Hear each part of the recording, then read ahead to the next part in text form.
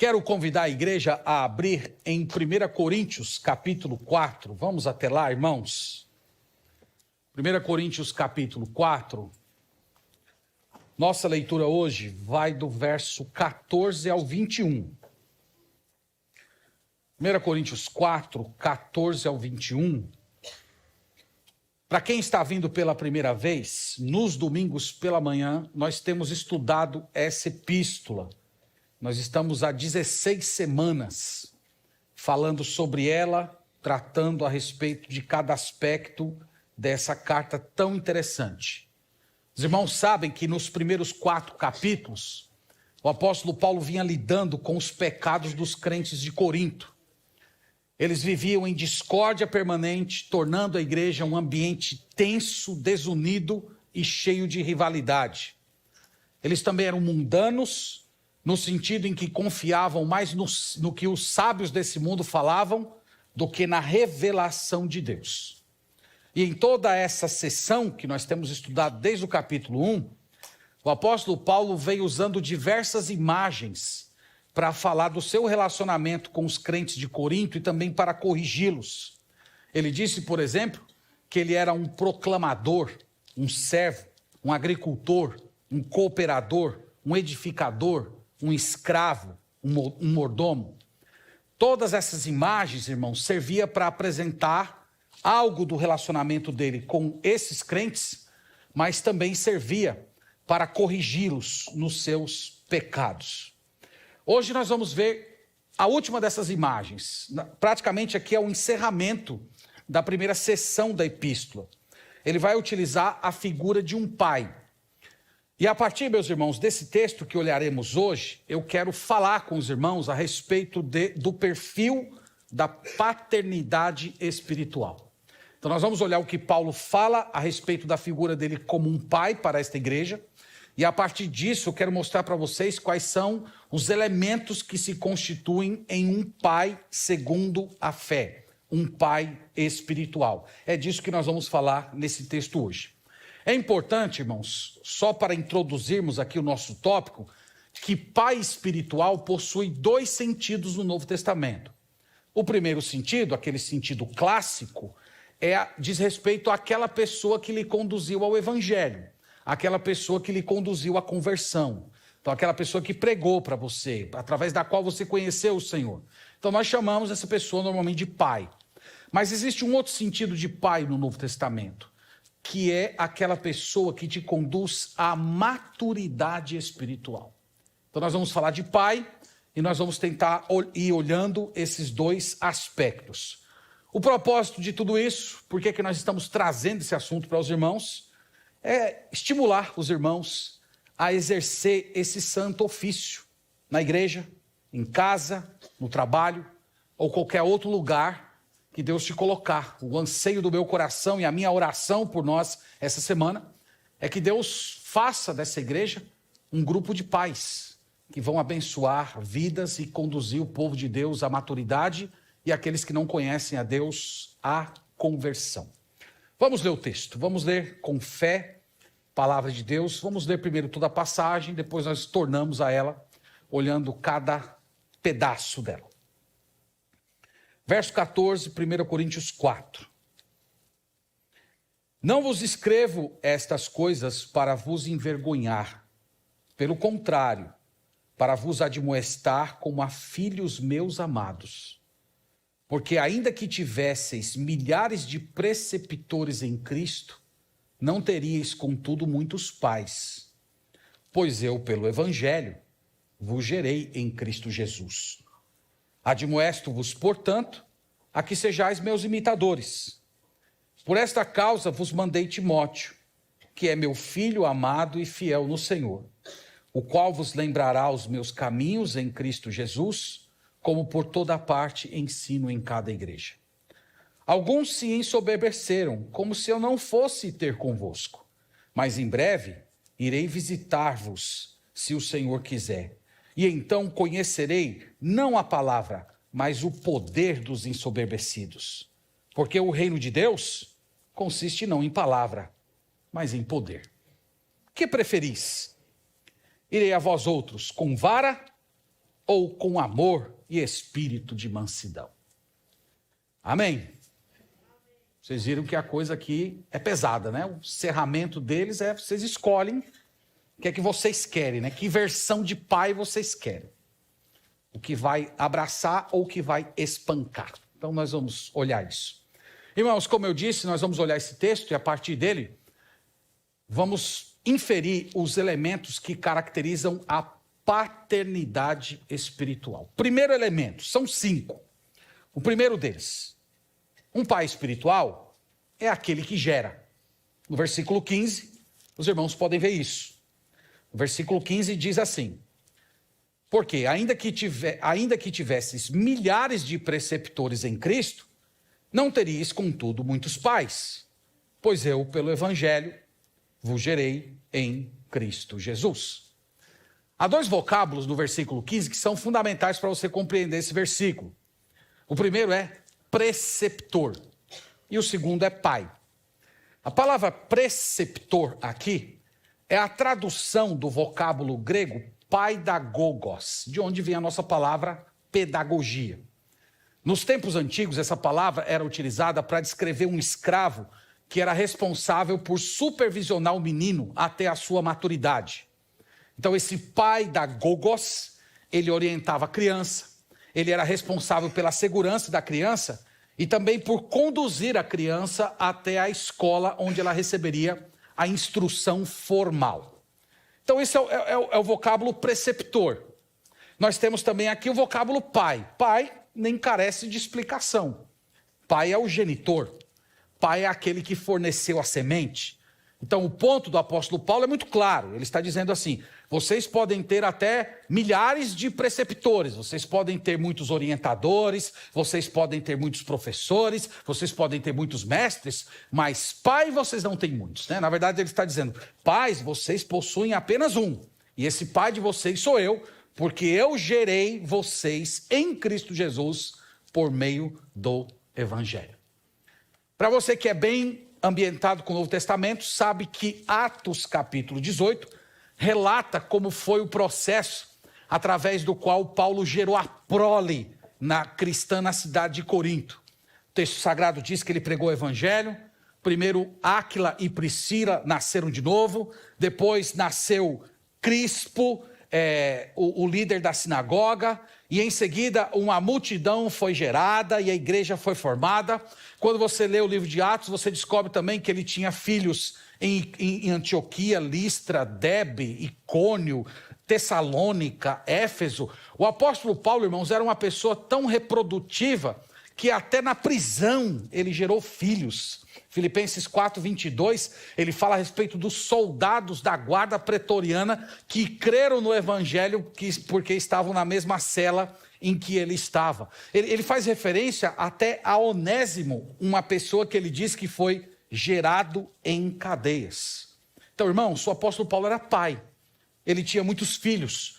E é por essa razão que ele é tão direto aqui nessa carta, é por isso que ele é duro, é por isso que às vezes ele é sarcástico com essas pessoas, porque ele era o pai deles. E vocês sabem, quem é pai se sente mais responsável, quem é pai, o grau de intimidade é maior, a preocupação é sempre mais volumosa.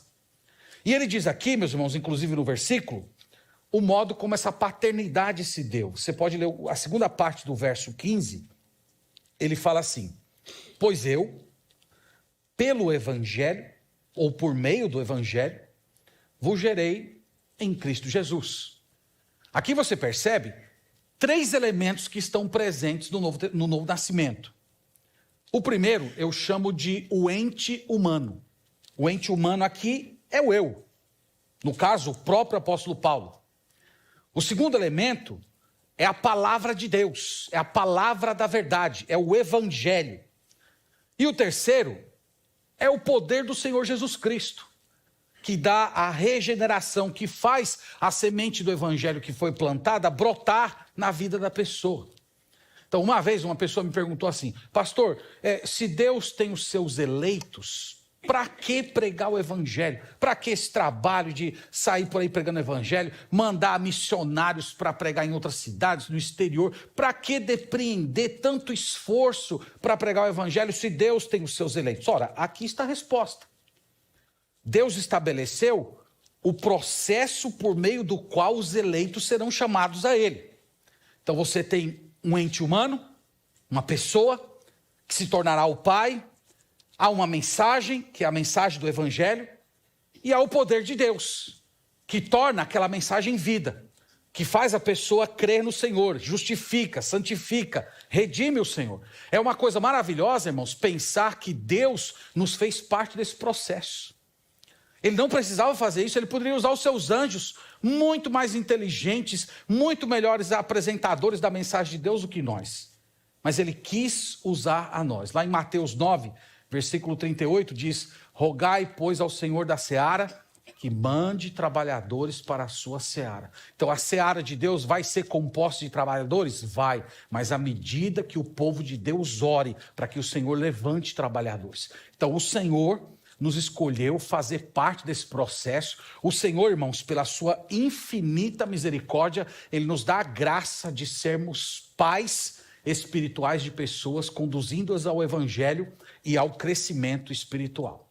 Então aqui nós temos o processo através do qual a família de Deus se origina. Planta-se a semente, Deus faz a semente surgir, quem evangelizou se torna o pai daquele novo convertido, a família de Deus cresce e o nome de Deus é glorificado. Então esse é o processo aqui do verso 15, e aqui nós temos, como eu disse, a primeira característica de um pai espiritual. Um pai espiritual é aquele que gera. Vamos à segunda característica, agora no verso 14. Um pai espiritual ama. Vamos ver aqui o amor de Paulo por esses filhos tão rebeldes. No verso 14 nós lemos assim: não vos escrevo essas coisas para vos envergonhar, pelo contrário, para vos admoestar como a filhos meus amados. Os irmãos perceberam que no início do versículo, ele diz que não queria de fato envergonhar os seus filhos. Quem assistiu à última pregação, nós vimos assim aquele tom voraz que o apóstolo Paulo repreendeu os crentes de Corinto. No versículo 7, por exemplo, ele acusou-os de serem soberbos, ingratos, autoexaltados. No verso 8, nós vimos até o sarcasmo do apóstolo Paulo. Vocês já são ricos, vocês já têm tudo, vocês não precisam de nós para nada. No versículo 14, ele meio que se justifica. Ele diz assim: eu não falei essas coisas todas, eu não adotei esse tom tão voraz, tão duro, simplesmente para constranger vocês. Os irmãos sabem que bons pais não querem humilhar os filhos. Bons pais não querem simplesmente colocar os filhos contra a parede de um modo que eles fiquem ali com medo. Paulo diz que queria admoestá-los. Paulo queria admoestá-los como filhos amados. Essa palavrinha, irmãos, amados, ela é muito importante nesse versículo.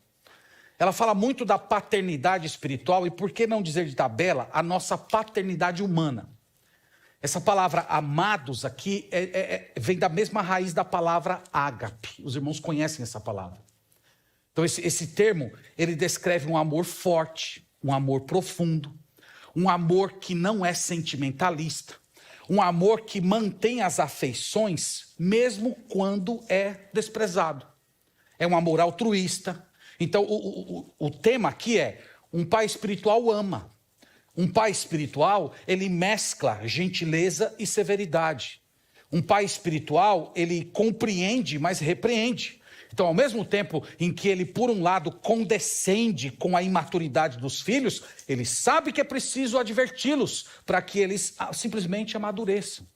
E isso, irmãos, quando um pai espiritual age assim, ou quando nós que somos pais agimos assim nos nossos lares, nós estamos, em certo sentido, transmitindo para os nossos filhos o cuidado de Deus. Porque o cuidado de Deus se manifesta assim, nessa relação amorosa, na qual você instrui e corrige. e que você não é escravo sentimental do reconhecimento dos seus filhos. Você simplesmente faz porque você o ama. E quando você recebe em troca o desagrado, a crítica, a ingratidão, o seu amor não diminui. Você simplesmente determinou-se diante de Deus a cumprir a sua missão. Então, pais espirituais são assim. Eles fazem sacrifício pelo bem dos filhos, eles se gastam pelo desenvolvimento dos filhos, e mesmo que os filhos fiquem ressentidos e rebeldes, os pais ainda continuam amando. Então, Paulo era assim com os crentes de Corinto. Paulo os amava. Eles eram filhos amados, mas era um amor muito mais elevado do que esse sentimentalismo barato que tem caracterizado a nossa cultura hoje. Terceiro lugar, sigamos. Pais espirituais admoestam. Ainda estou no versículo 14. Ele fala assim: não vos escrevo essas coisas para vos envergonhar. Pelo contrário, para vos admoestar, como a filhos meus amados. Então nós já vimos Paulo dizendo que ele não queria simplesmente envergonhar os crentes de Corinto. É claro, meus irmãos, que ele não está dizendo que ele não estava causando vergonha alguma. Afinal de contas, ele vem ao longo da carta expondo os pecados desses irmãos, e certamente essa exposição toda causava algum tipo de constrangimento. Você deve lembrar que essa carta aqui seria lida na igreja. Então imagina a igreja toda reunida e Paulo começa a dizer: olha, eu soube que tem fulano fazendo isso, tem fulano fazendo aquilo. No capítulo 5 nós vamos ver ele tratando de um caso de imoralidade gritante. Então tudo isso seria dentro da igreja. Então evidentemente causaria algum tipo de constrangimento. Mas existe um tipo de constrangimento que é bom. Existe um tipo de vergonha que ela é útil, porque ela produz mudança de comportamento. Os irmãos sabem que há um tipo de vergonha, há um tipo de correção, em que o filho pode ser tão espancado e oprimido ao ponto de não se recuperar mais. Eu acho que Efésios 6,4, quando fala lá que os pais não devem causar revolta nos filhos, eles não devem disciplinar os seus filhos ao ponto de deixá-los desanimados, eu entendo que é nesse sentido. Mas há uma correção que é boa, há uma vergonha que faz bem. É essa que vem por meio da admoestação. Então, todo crente deveria saber o que é admoestar. Em uma frase muito simples, a admoestação é criticar com amor. Então você critica, você apresenta o erro, você não fica mesclando o erro. Você o apresenta, mas apresenta com amor. Então, a admoestação não é aquela explosão de ira em que você simplesmente quer derramar sua indignação sobre uma pessoa para produzir alívio em você. Você já viu gente fazendo isso? Então você vai lá e abre as comportas, né? Sai lá da sua boca cobras e lagartos. Aí quando você terminar, estou aliviado. Isso não é admoestação. Isso é vingança, isso é descontrole. Tem muitas palavras, né? Para descrever esse tipo de postura. Essa correção, essa admoestação, ela pode ser até intensa, conforme nós vimos aqui. Paulo usou diversos mecanismos, ele foi duro, ele foi sarcástico. Mas qual é o alvo? O alvo é conduzir a Deus em arrependimento e obediência. Então, esse é o alvo. O alvo não é você ter alívio, o alvo não é o seu desabafo, o alvo não é o aquietar as suas emoções. O objetivo é conduzir até Deus em arrependimento e fé nele. Os irmãos sabem que um dos piores pais da Bíblia foi o sumo sacerdote Eli. A história bíblica dá conta que os seus filhos roubavam os sacrifícios que deveriam ser consagrados a Deus, eles maltratavam os ofertantes que vinham adorar no templo e ainda se prostituíam na entrada do tabernáculo. E o pecado de Eli, diz a Escritura, foi o de não corrigir seus filhos. Ele não os admoestava. Nós não sabemos se era por simples omissão, desleixo ou por desamor dos seus filhos. O fato é que esse homem cometia o mesmo pecado que tantos pais cometem hoje. O de amar mais os seus filhos do que amar a Deus. E isso, meus irmãos, é uma forma de traição, isso é uma forma de idolatria. Então nós estamos vendo aqui que o apóstolo Paulo era o oposto de Eli, o sumo sacerdote. Ele admoestava, ele amava muito ao Senhor, e ele sabia que a melhor vida possível para os seus filhos na fé era uma existência de obediência ao Senhor. E foi por isso que ele agiu de uma forma tão intensa nas suas palavras, foi por isso que ele foi tão ácido na sua abordagem, porque o objetivo deles era alcançar a maturidade desses irmãos. Ele não queria destruí-los. Então, pais espirituais, eles geram, eles amam e eles admoestam. Quarto lugar, pais espirituais dão exemplo. Vamos ao verso 16. Vamos ver aqui o exemplo do apóstolo Paulo. Lemos assim: admoesto-vos, portanto, a que sejais meus imitadores. Me imitem, é o que Paulo está dizendo. Irmãos, pais espirituais não apenas dizem o que fazer, eles fazem o que dizem. Quando eu estava meditando nesse versículo, eu me lembrei do meu primeiro ministério. Eu fui pastor de um certo jovem, e eu tentei encontrar muitas palavras para descrever essa figura. A única palavra que eu encontrei foi desmantelado. Ele era completamente desmantelado. Na sua vida pessoal, na sua vida financeira, na sua vida afetiva. Ele tinha um péssimo testemunho na igreja. Vivia sendo disciplinado e não se consertava nunca. Era terrível. Só que esse sujeito tinha um amigo descrente. E ele começou a andar com esse amigo descrente. E o amigo descrente começou a fazer perguntas para ele da Bíblia. E ele ali meio constrangido, porque estava com a vida toda errada, ia respondendo. Até que esse amigo descrente se converteu. E aí ele chegou para mim do domingo da igreja e falou: pastor, eu preguei para um amigo, ele se converteu. Falei: o evangelho é poderoso. Glória a Deus, né? O evangelho é poderoso. Aí marcamos de conversar nós três, né? Essa imagem, ela é cômica e trágica, né? Você sabe que toda tragédia tem um aspecto cômico. Então, juntamos nós três.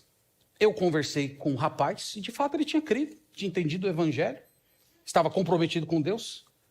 E esse crente desmantelado, ele me disse assim: fulano, é o seguinte, ó, aqui está o pastor para lhe orientar e aqui está uma Bíblia de presente para você. No final da Bíblia, você vai ver que tem umas coisas assim, ó. Quando você estiver triste, leia isso. Quando você estiver ansioso, leia isso. Quando você estiver com medo de morrer, leia isso. Quando você estiver frustrado, leia isso. Então é o seguinte, ó, ouça o pastor, leia a Bíblia e não olhe para a minha vida. Não olhe para a minha vida. Salvação individual, então vá para a igreja, escute o pastor, mas não olhe para o meu exemplo. Então, irmãos, bem diferente do apóstolo Paulo, não é? O que Paulo diz aos crentes de Corinto? Eu exorto vocês a serem meus imitadores. Essa palavra imitar é de onde vem a nossa palavra mímica. A ideia de você reproduzir de forma idêntica. Em Filipenses 4:9 ele disse assim: o que vocês viram, ouviram, receberam e aprenderam de mim, isso praticai. No capítulo 11, versículo 1, ele diz: sede meus imitadores como filhos amados. Então isso aqui, irmãos, ensina um exemplo importantíssimo a respeito da paternidade espiritual. Discipular alguém, conduzir alguém à maturidade espiritual, não se trata apenas de você fornecer princípios, fornecer conteúdo. Envolve conteúdo, mas não para nele. Na verdade, os princípios bíblicos, irmãos, eles são vivos. Eles são vivos, eles transformam as pessoas que ouvem, mas também transformam aquelas pessoas que estão ensinando. Quem de vocês já foi ministrar alguma pessoa que estava sofrendo e quando você sai de lá, você é que se sente abençoado? Então os princípios bíblicos são assim, nós ensinamos, transmitimos e no processo em que nós vamos realizando isso, o Espírito Santo de Deus vai nos transformando. Por isso Paulo diz: sejam os meus imitadores. No verso 17, veja que conexão interessante a essa questão do imitar com a chegada de Timóteo. Ele fala assim: por esta causa vos mandei Timóteo, que é meu filho amado e fiel no Senhor, o qual vos lembrará os meus caminhos em Cristo Jesus, como toda parte ensino em cada igreja. Aqui, irmãos, é uma magnífica ilustração do que é a paternidade espiritual. Paulo fala assim no verso 17: por esta causa, isto é, pelo fato de vocês necessitarem aprender o meu exemplo, vocês me imitarem, eu estou mandando para vocês Timóteo. É muito interessante isso. É como se ele estivesse dizendo assim: olhem para Timóteo, façam o que Timóteo mandar vocês fazerem, imitem o exemplo dele, porque se vocês fizerem o que ele disser e reproduzir o modo como ele vive, vocês estarão vivendo como eu vivo. Então aqui é um exemplo de paternidade. Ele chama Timóteo, inclusive, de filho fiel. Ele chama de filho amado, fiel no Senhor. Então ele diz que Timóteo iria realizar entre eles o mesmo ministério que Paulo realizaria caso estivesse lá. Então ele ia ensinar os caminhos de Paulo, a doutrina de Paulo, o que Paulo falava nas igrejas. Então ele ia falar a respeito do evangelho, de vida cristã, dos sofrimentos de Paulo, do seu serviço, do amor pela igreja de Deus, da sua dedicação em prol da saúde da igreja. Ele iria oferecer o ensino de Paulo. Então, irmãos, eu espero que fique claro aqui para vocês que a paternidade espiritual, eu poderia usar até a palavra discipulado como sinônimo de paternidade espiritual, ela envolve esses dois elementos. De um lado tem que ter ensino, tem que ter um conteúdo, tem que haver a comunicação de certos princípios, mas não se resume a isso. É preciso forjar a verdade no coração da pessoa que você está ensinando. E nós realizamos, irmãos, essa tarefa maravilhosa por meio do exemplo. Então tem que ter ensino, mas tem que ter exemplo também. Então aqui nós temos um exemplo muito inspirador. Eu espero que para todos nós que servimos a Deus, que admoestamos pessoas, temos filhos em casa, nós fiquemos inspirados com isso aqui. Paulo gerou um filho tão maduro que iria reproduzir a piedade dele. Eu não estou aí com vocês presencialmente, mas a presença do meu filho é como se eu estivesse. Para você que tem filhos pequenos, não seria maravilhoso você poder falar isso dos seus filhos? Não seria maravilhoso nós termos esse ambiente dentro da nossa igreja?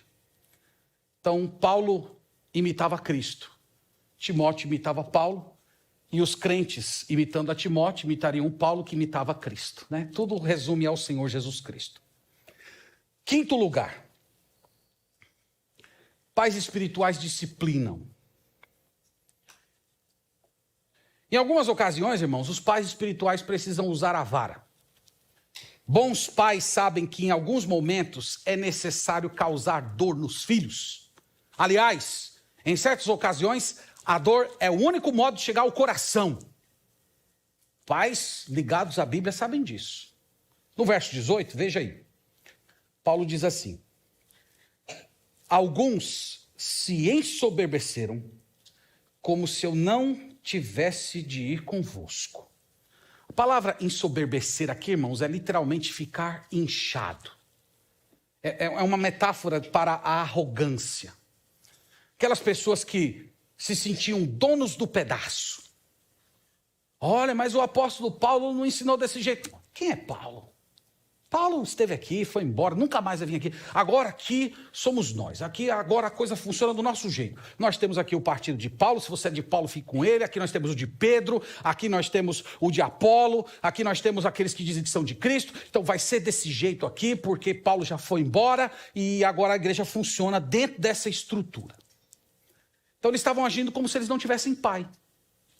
Eles estavam agindo como se o apóstolo Paulo nunca fosse mais pisar naquela igreja e eles tivessem licença para ficarem vivendo pecados de divisionismo, inimizades, importando filosofias mundanas para a igreja, sem qualquer repreensão. Eles estavam inchados. Veja aí o que Paulo diz para esses crentes inchados. Verso 19.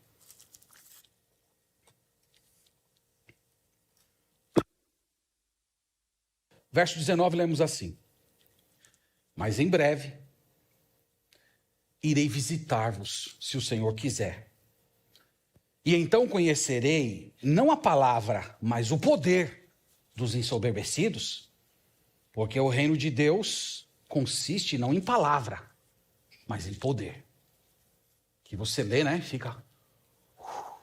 né?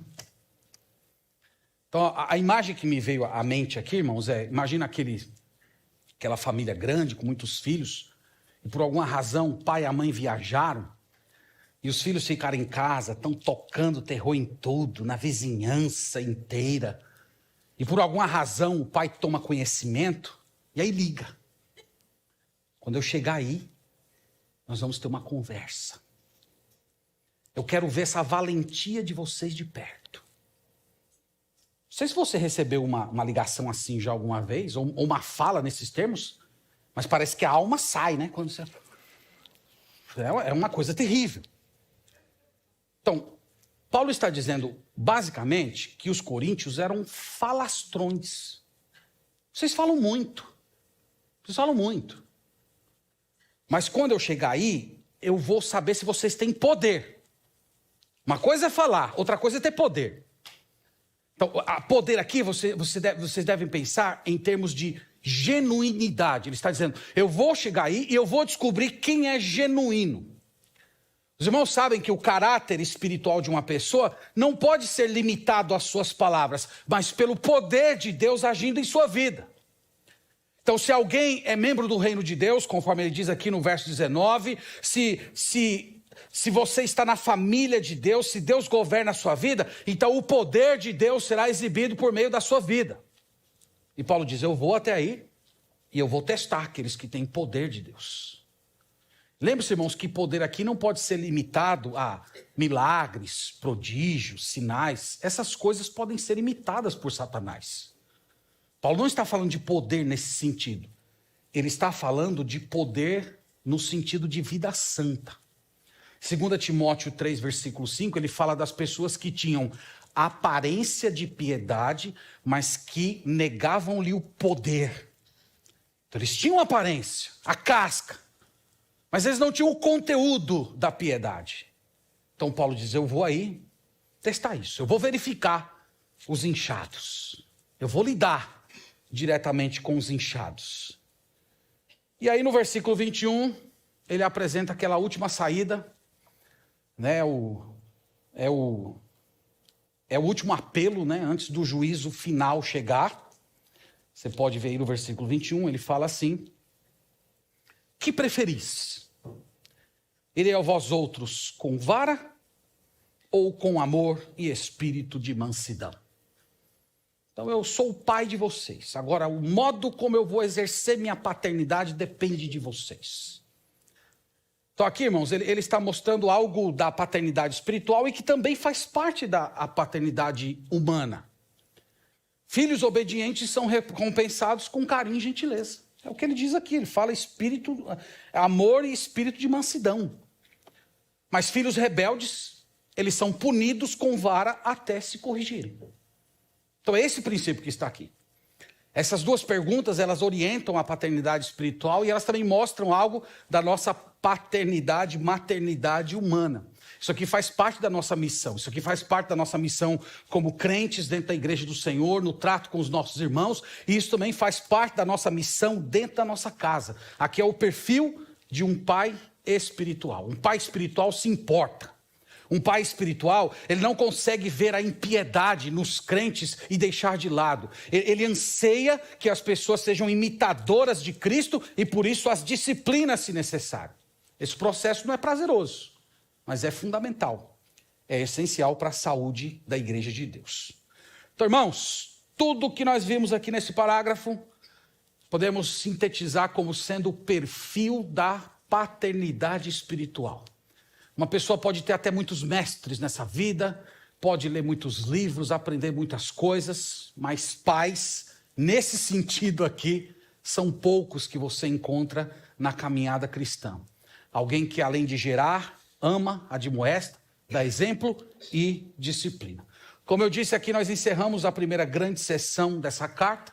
Vocês devem ter percebido que o apóstolo Paulo se coloca como uma autoridade distinta entre esses irmãos. Ele respeitava o Apolo, ele respeitava Pedro, mas ele era o pai desses irmãos. E nessa figura paterna, o dever dele era incentivá-los, exortá-los e discipliná-los até que eles abandonassem o mundanismo e a carnalidade. Essa aqui é a exposição do texto. Agora eu quero, na parte final aqui, passar para algumas lições que nós aprendemos, que nós queremos depreender dessa passagem para edificação dos nossos corações. Em primeiro lugar, eu queria apresentar uma nota interpretativa. Não sei se surgiu essa dúvida na mente de alguém, mas alguns de vocês devem ter se lembrado que em Mateus 23, 9, Jesus disse que nós nunca deveríamos chamar ninguém de pai, porque o único que, por excelência, recebe o título de pai é Deus. No entanto, nós vimos aqui o apóstolo Paulo se apresentando como o pai dos coríntios. E a pergunta é óbvia. Paulo estaria contrariando o ensino de Jesus? A resposta, meus irmãos, é não. Jesus, quando condenou o uso do vocábulo pai, ele se referia à forma arrogante de tomar essa terminologia. Nos tempos de Cristo, algumas pessoas usavam o título pai para se ensoberbecer ou para bajular alguém. Então, se você queria conseguir alguma benesse, você ficava lá chamando o outro de pai até que aquela pessoa desse a você o que você queria. O apóstolo Paulo aqui, ele se chama de pai, mas vocês devem ter percebido que ele fala de pai em Cristo Jesus.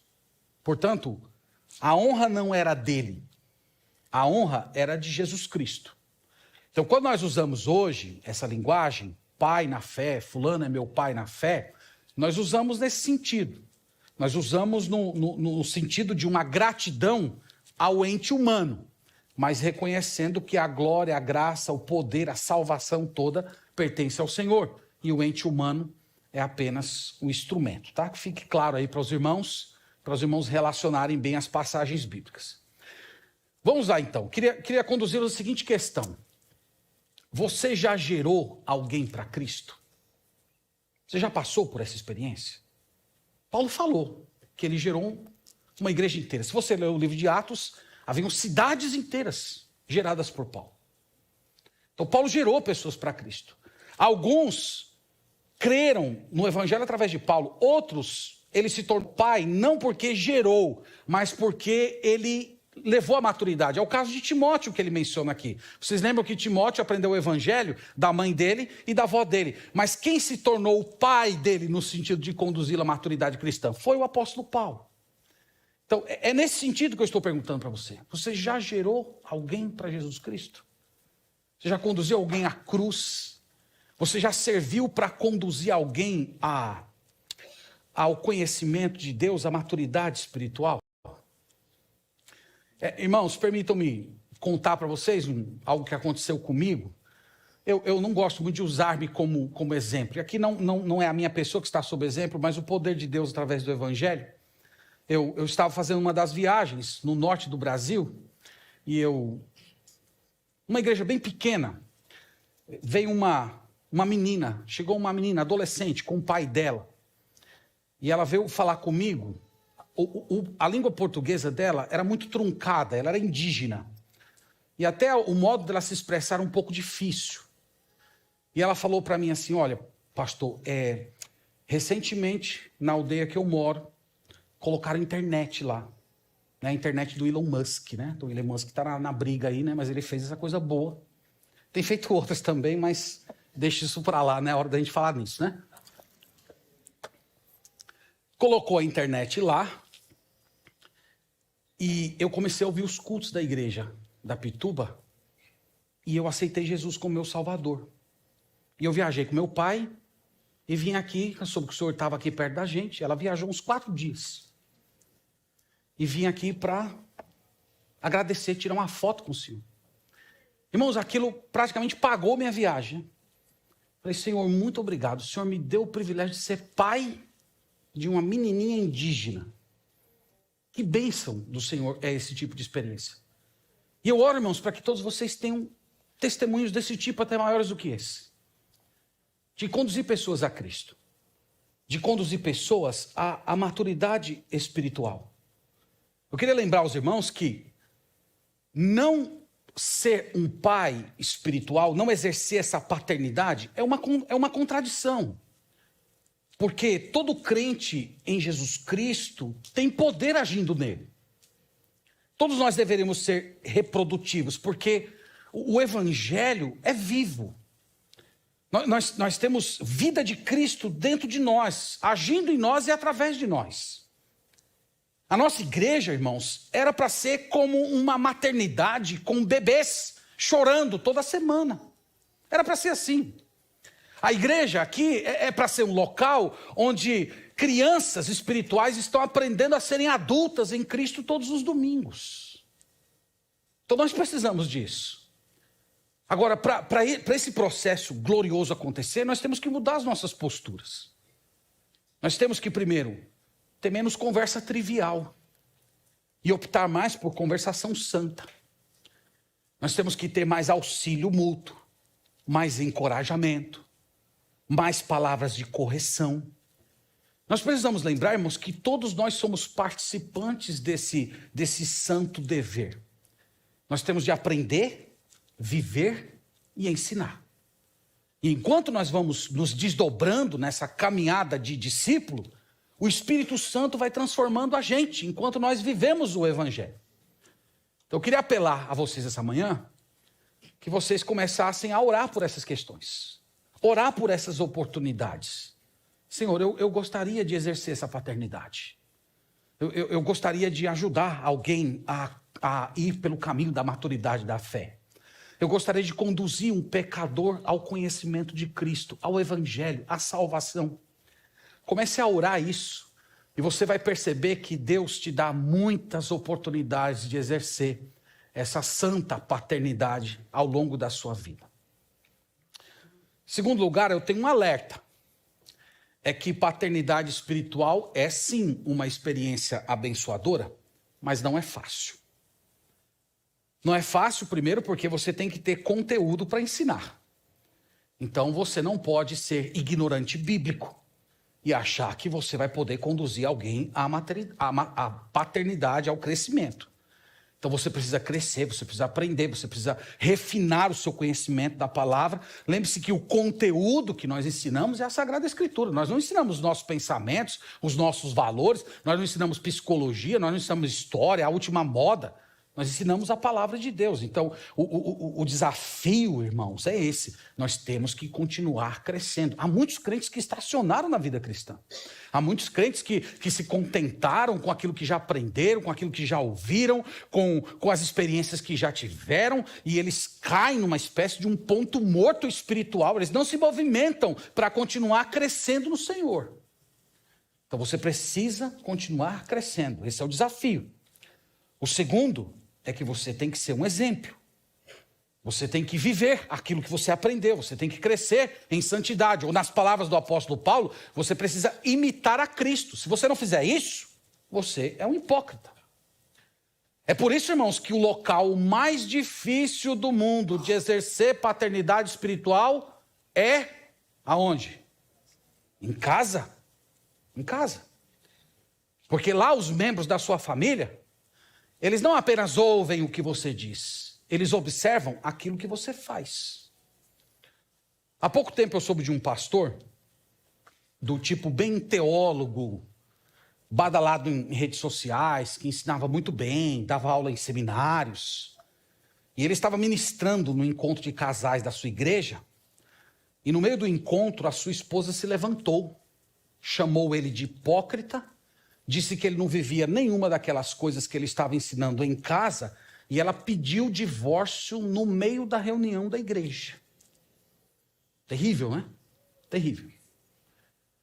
A lição, irmãos, que nós depreendemos de situações como essa, é que os princípios bíblicos não são letra morta. Eles não são letra morta, eles não são apenas conteúdo. Eles são vivos. Se eles não transformarem aqueles que estão internalizando-os, alguma coisa está errada. Então, é uma bênção conduzir uma pessoa a Cristo, ao conhecimento mas é também um grande desafio, porque você tem que estar em constante crescimento, amadurecendo na fé. O outro desafio, irmãos, é compreender o momento em que se deve admoestar amorosamente e quando se é necessário confrontar. Quando você vai abraçar e ser manso e amoroso, ou quando você usará a vara. Ser pai, exercer paternidade espiritual é um desafio por causa disso. Mas lembre-se, o amor bíblico não é cego.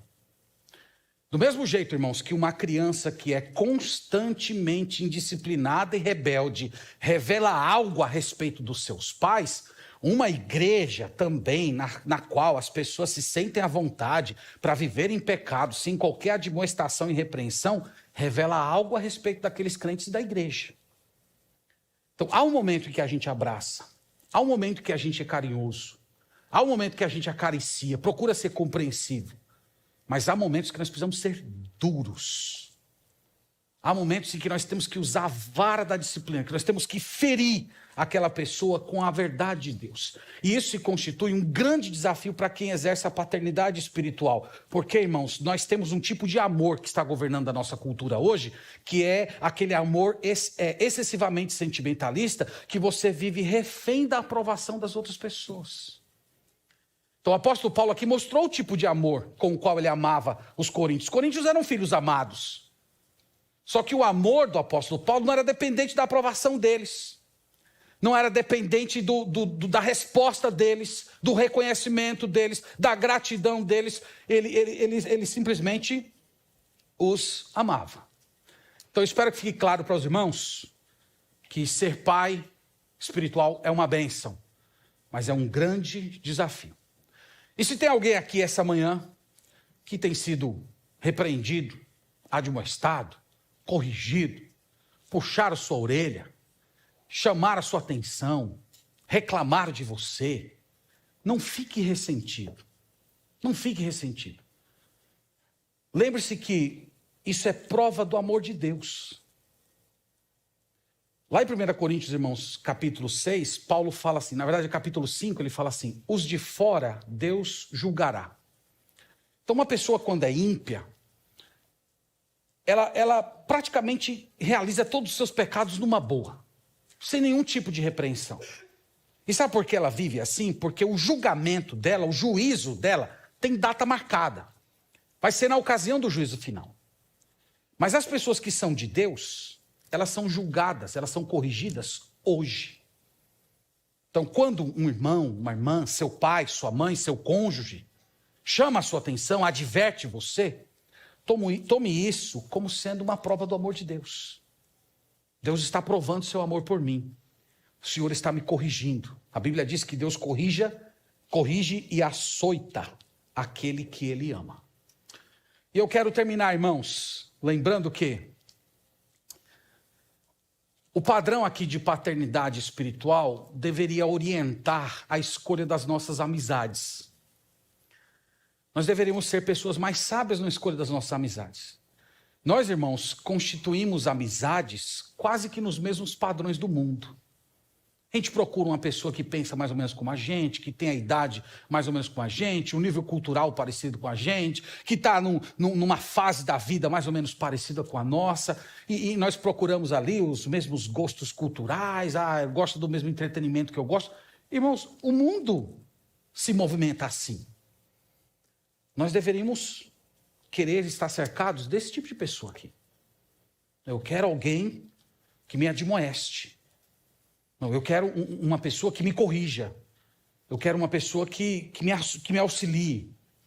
Eu quero uma pessoa que puxe minha orelha quando necessário. Que me ame o suficiente para me corrigir, me admoestar, mesmo sabendo que eu posso ficar irritado com ela, que eu não posso não gostar na hora. Então você deveria orientar as suas amizades nesse sentido. E para você que está aqui essa manhã ouvindo essa pregação e ainda não entregou a sua vida ao Senhor Jesus Cristo, eu queria te dizer que se você não entregar a sua vida a Jesus, nada dessas coisas aqui pertence a você. Nada. Digo isso tristemente. Tudo que nós falamos aqui só pertencem àqueles que foram feitos filhos de Deus. E a Bíblia diz que alguém se torna filho de Deus quando crê em Jesus Cristo como seu Senhor e Salvador. Mas a todos quantos o receberam, deu-lhes o poder de serem feitos filhos de Deus. Quero te convidar essa manhã para você vir se tornar um filho de Deus. Se arrepender dos seus pecados. Dar as costas para a sua vida de impiedade. Você um dia vai ser corrigido nos seus pecados. Você um dia vai ser corrigido. Aqueles que são de Cristo são corrigidos hoje, através da palavra, através do Espírito Santo, através da advertência de irmãos santos. No seu caso, você não está sendo corrigido hoje, e isso pode te dar a ilusão de que você pode continuar vivendo numa boa, se enlambecendo no seu pecado, achando que nada vai acontecer. Se você não se voltar para Jesus, haverá um dia de acerto de contas. Haverá um dia de punição. Haverá um dia de destruição eterna. Então, eu falo isso com profundo pesar no coração, mas com anseio verdadeiro, que Deus faça essa mensagem chegar no seu coração e você dê as costas ao seu pecado e venha se tornar um filho de Deus, antes que seja tarde demais para você. Que Deus abençoe o seu coração, que Ele abra a sua alma para compreender o Evangelho e transforme a sua vida. Que Deus nos abençoe, meus irmãos, e que a palavra de Deus habite ricamente os nossos corações. Vamos fazer uma oração ao Senhor, agradecendo por esse momento.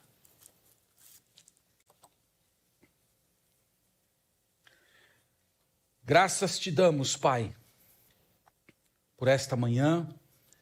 Louvado seja o teu nome, grande é o Senhor.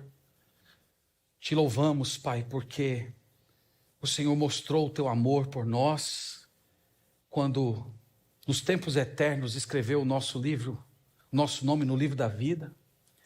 Enviou o teu Filho para realizar um pagamento pelos nossos pecados. E hoje, Senhor, bondosamente nos corrige, nos instrui, nos admoesta. Nós agradecemos por todos aqueles que o Senhor colocou como pais na nossa vida. Te louvamos pelos nossos pais, segundo a carne, mas também pelos pais conforme a fé. E nós te bendizemos e te louvamos. E pedimos que o Senhor nos dê um coração brando, que o Senhor nos dê um coração humilde, pronto a ouvir as admoestações, repreensões, palavras de ensino, que o Senhor nos dê corações de discípulos. E oramos também, Pai, para que nesta igreja seja um ambiente em que haja novo nascimento perpetuamente, para que aqui entre nós as crianças espirituais sejam conduzidas à maturidade na fé. Nós pedimos que o Senhor opere esse grande milagre. E oramos por fim por aquelas pessoas que ainda não creram, pelas pessoas que ainda não fazem parte da tua família. Nós oramos para que hoje seja o dia da salvação. Nós fazemos essas petições todas no nome do Senhor Jesus. Amém.